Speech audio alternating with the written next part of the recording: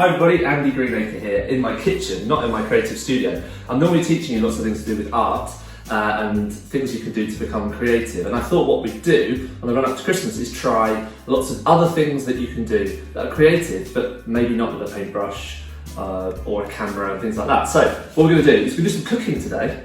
And I've got here some ropey looking, not very nice, I'm going to hold them up for you.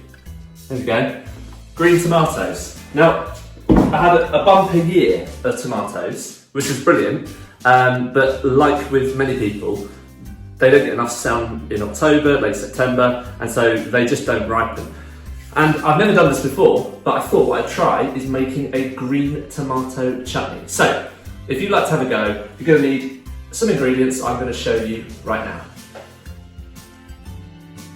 So here are the ingredients you'll need. We've got the green tomatoes. I'm going to use about 2.5 kilograms of those. We need 500 grams of white onions, about 500 grams of apple. You can use any sort at all, cooking or eating apples, whatever you've got left over.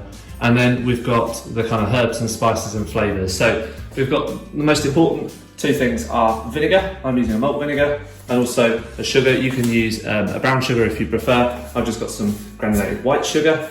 We're going to add some sultanas as well. We've got garlic, ginger, mixed spice and cinnamon.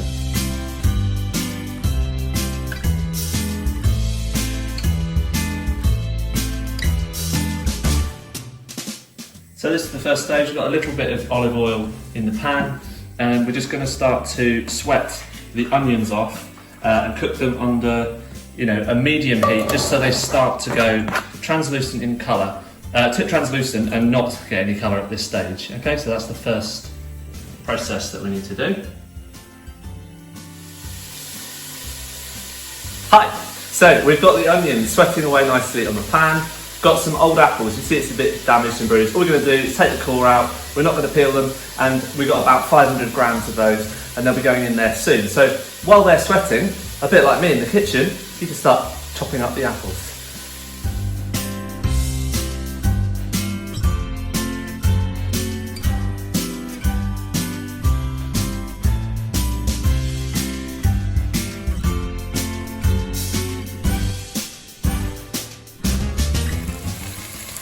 So now I'm going to add some herbs and spices. Here they are in the little tub. I'm going to chuck them in, get your finger in, get mucky. We've got ginger, garlic, mixed spice and some cinnamon going in. Give them a good stir and start the browning of those onions. So what's next, I hear you say? We've got the onions sautéing, clever word that, isn't it? On the hob. They can go a little bit brown at this stage, don't worry, we call that caramelisation in the trade.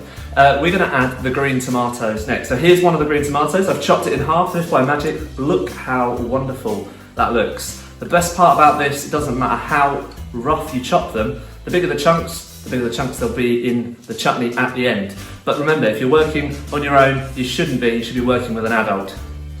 I'd best go and find one.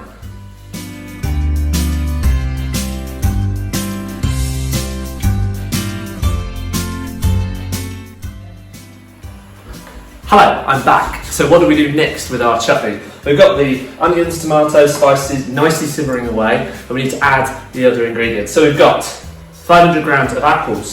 Huss them in. Apple turns there. We'll give them a mix. We need, it's going to get technical this, 500 grams of sugar. Yes, that's right, huss it in. Then what we need, 500 grams. That'll do. A little bit more. There you go. Oh, I don't know. I mean, should we add more? No, it doesn't really matter. Chuck that in, give it a mix, and then what we need is to add the vinegar. This vinegar has got just over a litre in here, and what we're going to need is nearly all of that. So shove it in.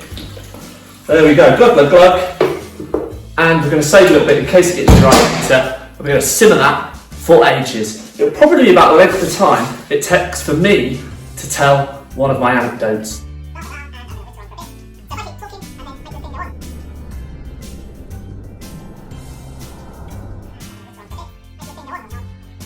And that's exactly why you shouldn't play with a penguin. It can be quite dangerous. So here we go, the chutney, after my anecdote of an hour and 45 to 2 hours, has been simmering away nicely here on a low heat, and it's got a lovely brown caramelised colour. I've let it cool, and then we're going to jar it up.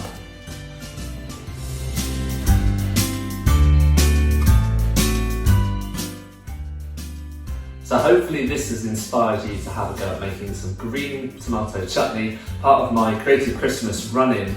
And we've got them all jarred up nice. They'd be a great gift for somebody, but I don't think they're going to leave my house because it looks a bit too yummy. And what I've done is I thought I would do live a tasting. Let's hope I survive. Right, here we go.